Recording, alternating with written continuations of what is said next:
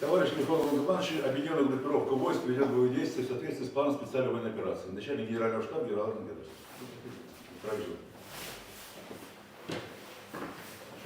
Товарищи офицеры, товарищ Верховный Главнокомандующий, участники совещания к работе готовы. Начальник Главного оперативного управления генерал-полковник Рудской.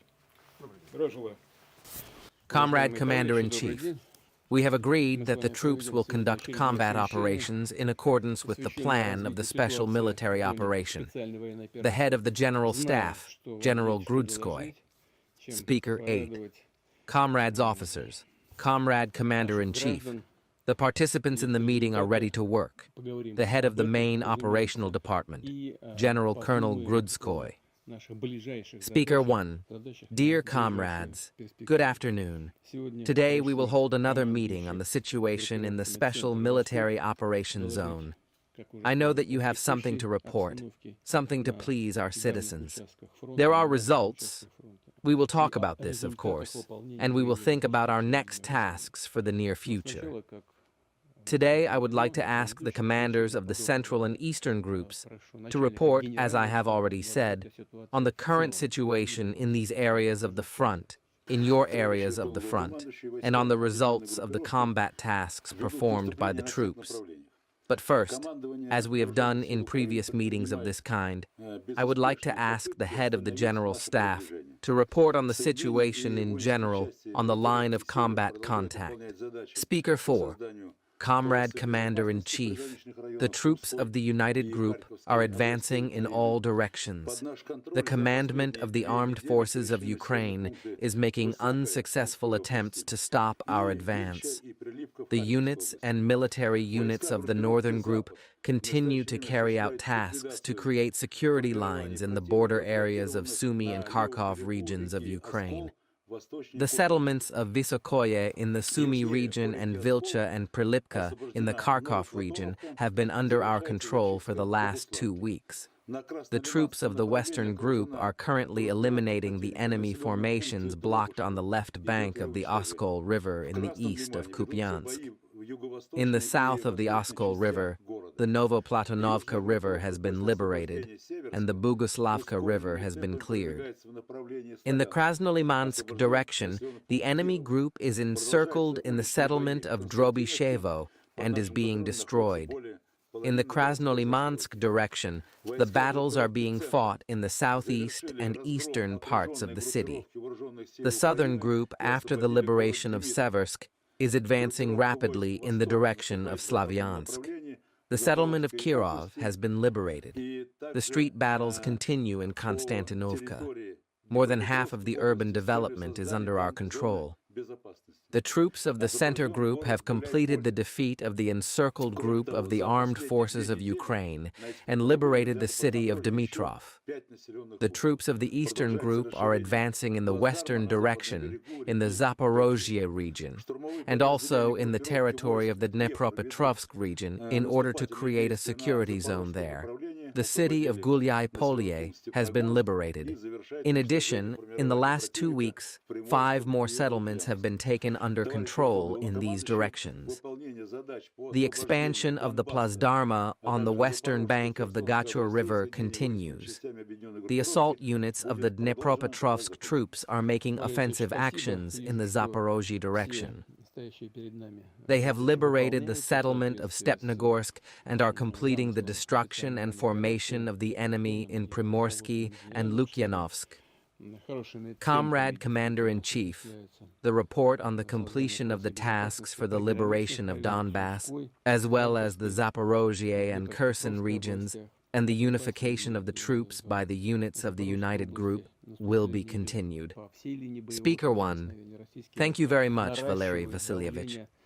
I see that all the tasks that are before us are being carried out in accordance with the plan of the special military operation approved and developed by the General Staff. The creation of a security line in the border areas of Sumy, Kharkov, Dnepropetrovsk regions, Donbass and the Zaporozhye regions is being carried out at a good pace. The offensive is taking place along the entire line of combat contact. The Russian troops are increasing the pressure on the formation of the armed forces. I would like to ask Valery Nikolaevich to report on the situation in the area of your responsibility. Speaker 3. Comrade Commander-in-Chief, the troops of the Center Group continue to carry out the task of destroying the enemy in the designated line of responsibility in accordance with the approved plan. The 5th Motorized Infantry Brigade of the 51st Army, in cooperation with the 1435th Motorized Infantry Regiment of the 2nd Army, completed the destruction of the formation of the armed forces of Ukraine in the city of Dimitrov, and thereby completely liberated the city. At present, the evacuation of civilians and the stabilization of the situation around Dimitrov and Krasnoarmysk is being carried out. In addition, the 9th Motorized Infantry Brigade of the northern Krasnoarmysk-Dmitrovskaya enclosure has liberated the city of Rodinsk and the settlement of Volnaya. The fighting continues in the settlements of Suketskaya and Novi Donbass. The Union and military units of the Second Army carry out reconnaissance operations in Krasnoarmysk, develop offensive in the northern direction, evacuated more than 2,100 civilians. The assault units of the 41st Army carry out offensive actions in Grishino. The enemy uses this settlement to concentrate the reserves and conduct an attack in the direction of the northwestern part of Krasnoarmysk. At the same time, the enemy cannot achieve any results. Every day, the enemy loses from 60 to 120, 140 people in the direction of Grishino, Shevchenko, Sergeyevka, Krasnoarmysk, Kotlino. The infantry continuously moves in the direction of these settlements. I would like to note that this is the elite of the armed forces of Ukraine. This is the 82nd Assault Brigade, the 95th Assault Brigade. They carry the losses without glory. Nothing works there. In the direction of Oktyabrsk, the settlement of Artemovka has been liberated. This is an important settlement, which is one of the key points for further offensive in the northern direction, in order to encircle the strategic defense line of the enemy, which passes through Konstantinovka, Druzhkovka, Kramatorsk, and Slavyansk, the encirclement of the western direction. The offensive is also developing in the Dnipropetrovsk region, where we carry out your instructions on the creation of a security zone with the Donetsk People's Republic. The 90th Tank Division, in cooperation with the 41st Army, is liberating Novopavlovka. The battles continue in Novopodgorod. Comrade Commander-in-Chief, all the tasks that lie ahead of the group will be carried out. The report is over. Speaker 1. Thank you, Valery Nikolaevich. You mentioned the successful actions of the 5th Artillery Brigade. Colonel Romil Renarovich Voskudinov is in touch with the command post of this brigade. Romil Renarovich, do you hear us? Speaker 5. Comrade Commander-in-Chief, Brigade Commander, Colonel Voskudinov. Hello, I hear you. Great. Speaker 1, please report on the situation in the city, how the assault was carried out, and what the situation is now. Speaker 5. Comrade Commander-in-Chief, the brigade units on September 6 to December 26, 1925, carried out the task of liberating the city of Dnipropetrovsk. Based on the current situation, the combat mission was divided into 3 stages. On the first stage, on September 6 to 30, the reconnaissance battalion of the brigade, using the effect of surprise and the result of a fire strike, broke through the defense of the enemy and advanced up to 1 kilometer in depth, creating a bridgehead in the settlement. They managed to secure themselves on the northeastern outskirts along the streets of Mira and Koshevo. The invasion and assault groups were carried out simultaneously from different directions, misleading the enemy without determining the direction of the main blow. On the second stage, from October 1st to November 22nd, in order to block the path of supply to the enemy in the city, the assault groups of the 1st and 3rd Battalions besieged the forest strips and the clearing station in the north of Dnipropetrovsk. thereby cutting off the message to the encircled group of the USSR. Using the reached borders and weather conditions, the assault groups carried out a rapid attack on the southeastern outskirts of the city. As a result of continuous assault actions, by the end of November 22nd, the southern part of Dnipropetrovsk was completely liberated. On the third stage, from November 23rd to December 27th, increasing the efforts of the assault groups of the 1st and 3rd Motorized Shooting Battalions. By December 7th, the brigade was secured in key positions in the city center. Subsequent liquidation of the encircled enemy continued. Today, on December 27, 2025, the brigade completed the defeat of the USSR in the city. The city of Dnipropetrovsk is completely liberated. Currently, buildings, facilities, basements, and residential blocks are being checked.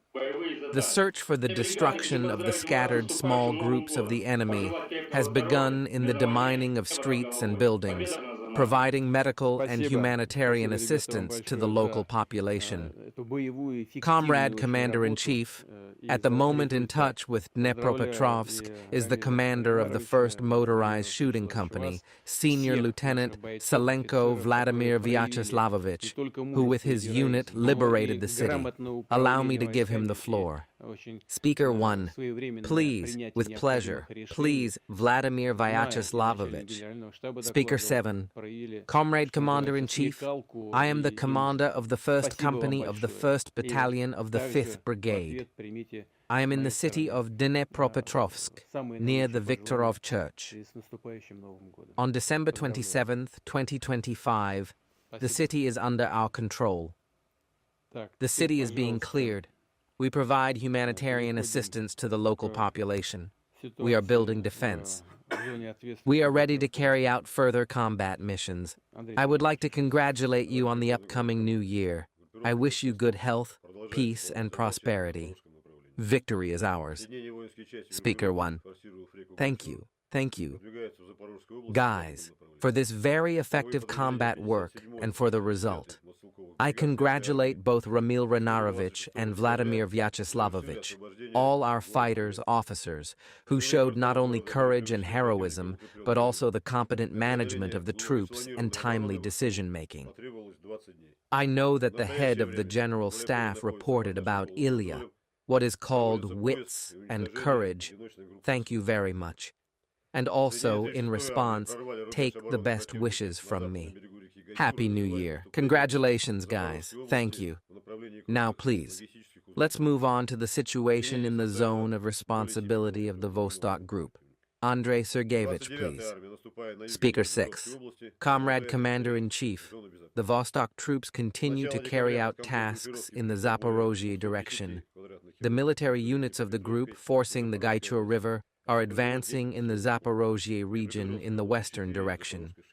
The assault units of the 57th and 60th Airborne Brigades of the 5th Army completed the liberation of the city of Gulyai-Polye by the end of December 26th.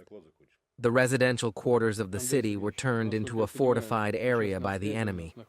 It took 20 days to overcome the deep-sealed defense of the Air Force.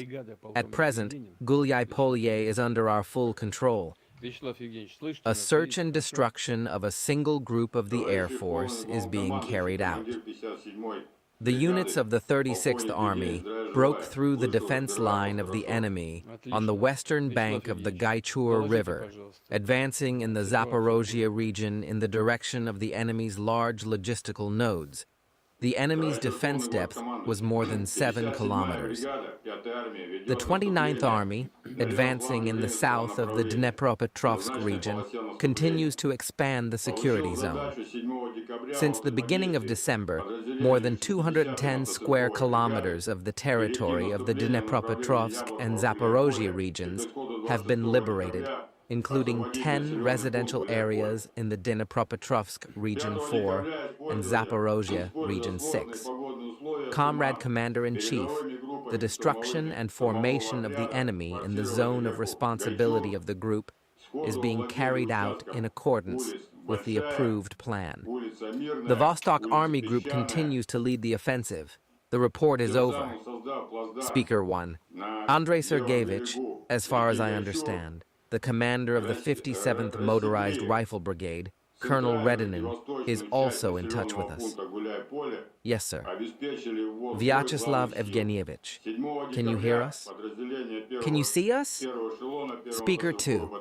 Comrade Commander-in-Chief, the commander of the 57th Motorized Rifle Brigade, Colonel Redinin, good day to you. I hear and understand you well. Speaker 1. Excellent. Vyacheslav Evgenievich, please report the situation in Gulyai-Polye. Speaker 2.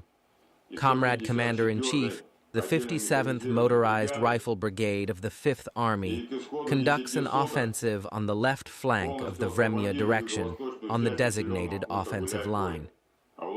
On December 7th, I received the task of cooperating with the units of the 60th Motorized Rifle Brigade to advance in the direction of Yablokovo-Gulyai-Polye, and by the end of December 26th, to liberate the settlement of Gulyai-Polye.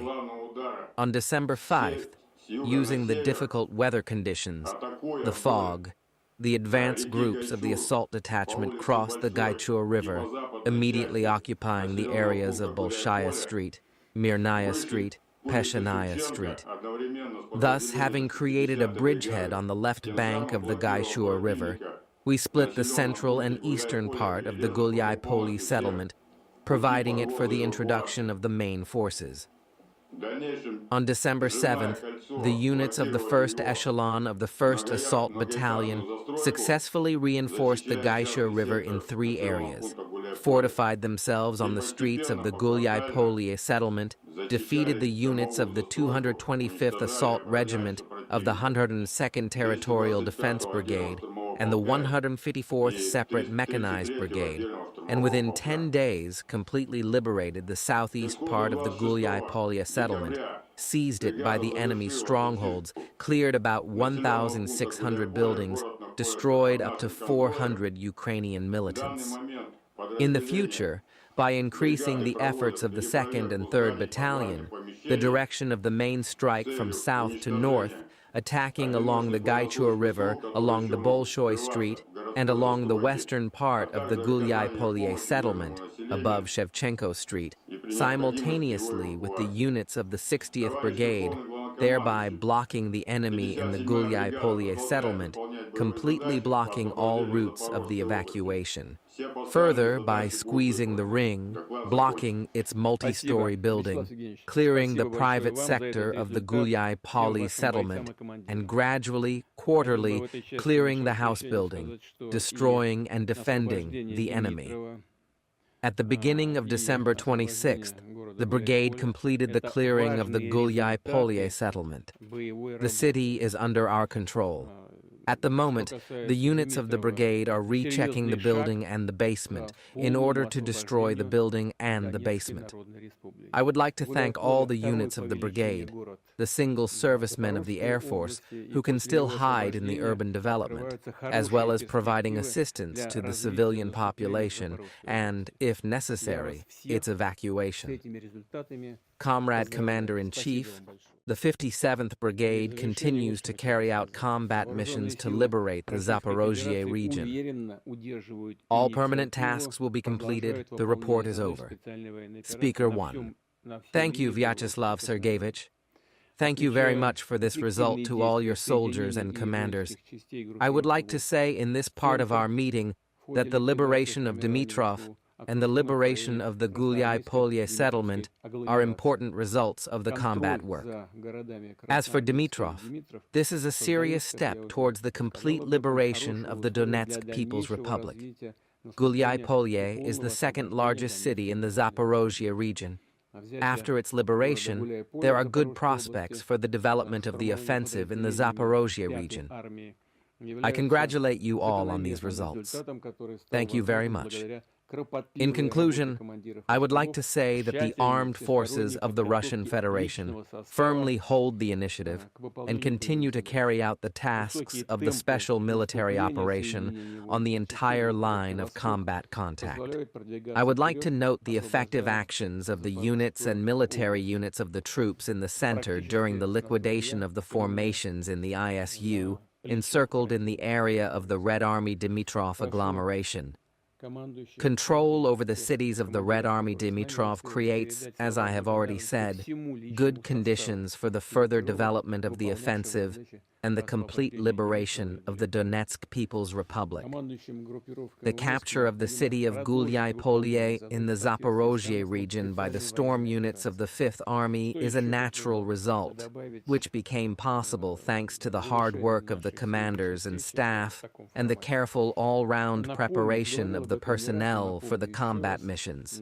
The high pace of the offensive of the units and military units of the Vostok group allows us to move forward, liberating the Zaporozhye region. As far as I understand, all this is happening practically on the shoulders of the enemy. I would like to ask the commanders and those commanders who are in touch with us to convey words of gratitude to the entire personnel of the groups who fulfilled the tasks of the liberation of Dimitrov and Gulyai-Polye. The commanding troops must continue to carry out the tasks in accordance with the plan of the special military operation. What else would I like to add to the conclusion of our meeting today in this format?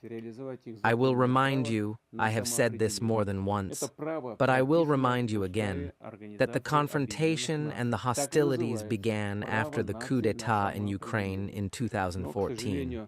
At that time, we told the leaders of the Kiev regime that they should provide the opportunity to the people living in the southeast of Ukraine who did not recognize the results of this coup d'etat, who do not want to live in a country where the primary source of power is the coup d'etat, to provide them with their legal right to self-determination. This right is prescribed in the Charter of the United Nations. It is called the right of the nations to self-determination. But unfortunately, neither then in 2014 nor later in 2020 did anyone listen to us. The Kiev authorities preferred to carry out large-scale hostilities, to start a war. We are trying to end this war. From the very beginning, as I said, we said that it was necessary to withdraw the troops of the Kiev regime from these territories. There will be no hostilities. There would be none if we had been listened to. Now we see that in the West, there are also smart people who recommend the Kiev authorities to adopt worthy conditions for the end of the conflict and provide good basic conditions for ensuring the security of Ukraine for the long term.